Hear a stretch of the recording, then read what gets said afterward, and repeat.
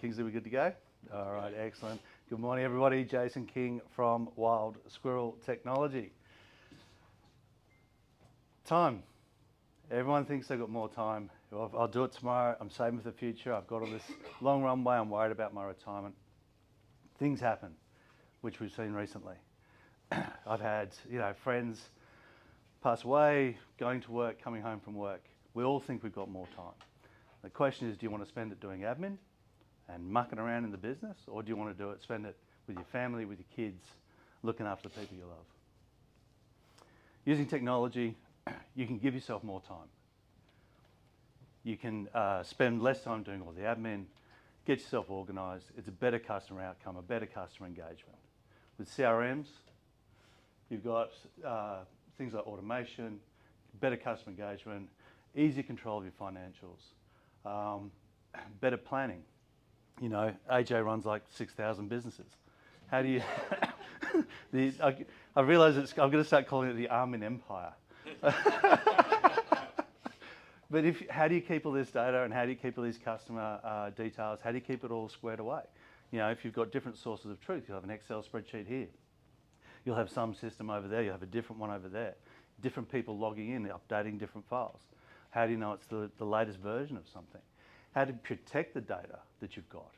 Because if you lost it, especially for Tony, BOQ, if they get hacked, that's pretty much the end of their reputation, much as it has been for some of the other banks. Location. Data sovereignty. A lot of people are signing up for platforms like Otter, like Fathom. It records your conversations, transcribes it. ChatGPT does this. Takes all that data and puts it in the US.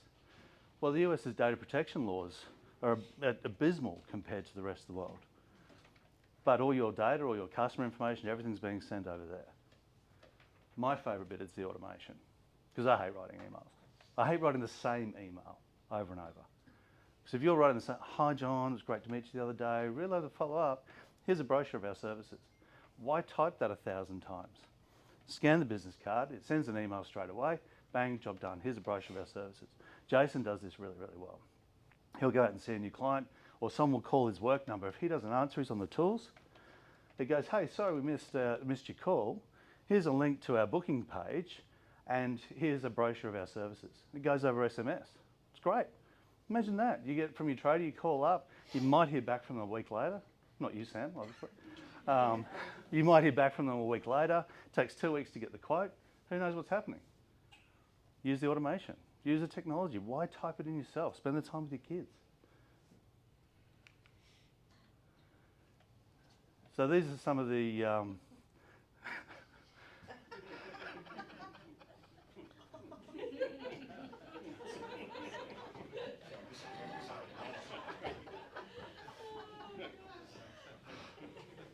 These are some of the certifications I've done over time. Some of you have seen this slide before. It's but for the new people in the room, I did my bachelor's degree back in 1993. And in technology, nothing really tells you you're old as when you compare the technology you grew up on and what you started with compared to the technology you're working with now. It's completely different. Your phone, for example, has more power than the lunar module did that they landed planets, people on the moon with. Just phenomenal, just the difference. My favourite subject, cybersecurity.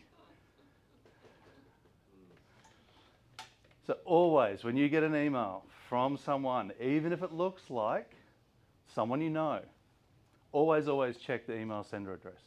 Have a look at it, make sure it's legit, and look carefully, because there is a difference between there are two different types of A's. Rabobank customers got done with this. It looked like rabobank.com, but the A was the Cyrillic one, which is a Russian alphabet. It was a slightly different format. It looks very similar.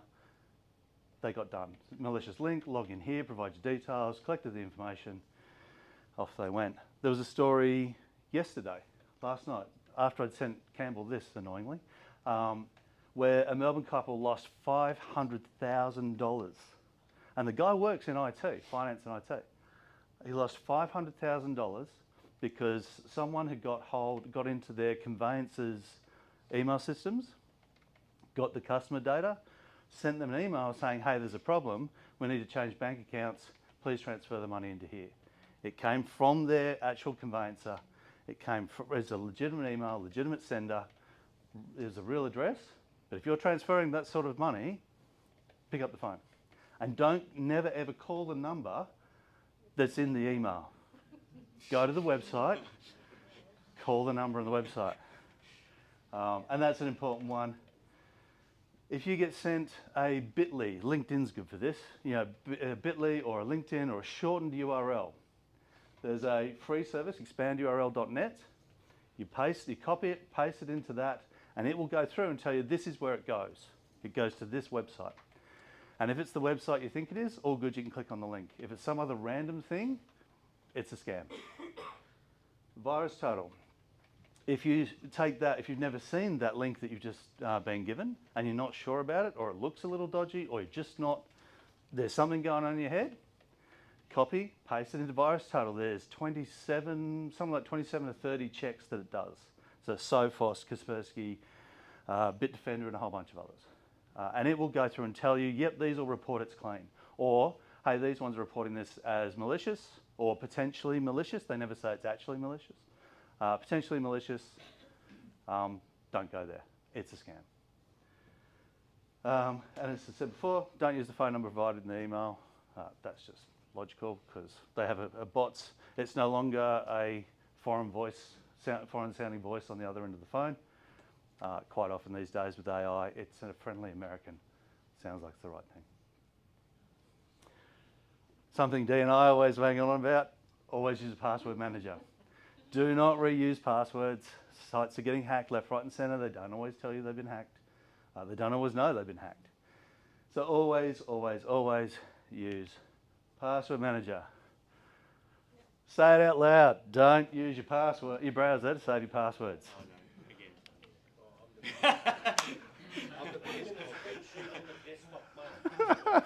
Yeah, write it down. Well, actually, funnily enough, these days, writing a password down, we're all working from home. Writing it down is actually safer. Do you know I stopped It doing is. this because of your last slide? I stopped saving all my passwords in my browser because you did it 4 times in a row. Like that? Yeah. It 100% works. This 100% works. This is for the newbies in the room. Some of you will have listened to this. Adam Bell does a fantastic work with Kingsley down at Studio 6 in Burleigh. They have a podcast series that they do. It's awesome. I did one with Adam a little while ago. So if you want to have a listen, that would be awesome. It kind of explains what I do and how I operate. Things have moved on a little bit since then, so I do need to tap them on the shoulder and get it done again. But yeah, if you want to find out a little bit more.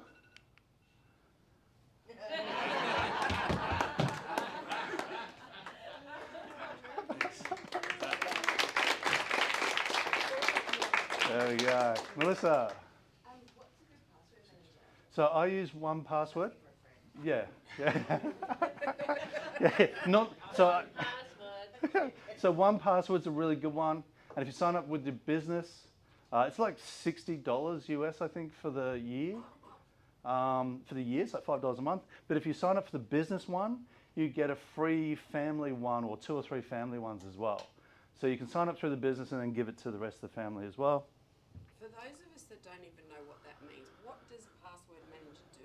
Okay, so password manager is essentially like an encrypted database, and there's two components to it. There's the front end bit that you tap on and work on in the app, and there's a back end data store, like a hash. And nothing is stored in clear text. It's all, they take the text and they apply a special algorithm to it based on your password. They smash this thing up, and it's also just a random string of series of characters and digits and numbers and whatever, and letters. So it's all just this gobbledygook. Now it's difficult to break that. So the reason I like 1Password is their data stores are completely separate to the rest of the application infrastructure. The problem that LastPass had, so it got hacked last year, the problem it had was that a developer trying to be helpful with special privilege access to the entire thing, logged in on his home computer into the back-end infrastructure for LastPass to make some changes.